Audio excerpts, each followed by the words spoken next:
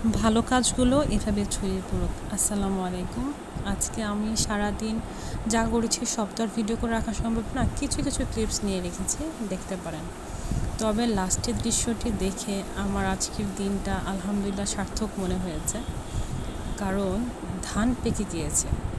ধান পেকে যাওয়ার পরে সে ধান যারা কাটলো তারা নামাজ আদায় করছে এই 41 ডিগ্রি সেন্টিগ্রেড তাপমাত্রা, তারপরও সেই রোদের মধ্যে ধান কেটে সেখানে আবার নামাজ আদায় করছে। মাশাআল্লাহ, এর থেকে উত্তম দৃশ্য আর কি হতে পারে।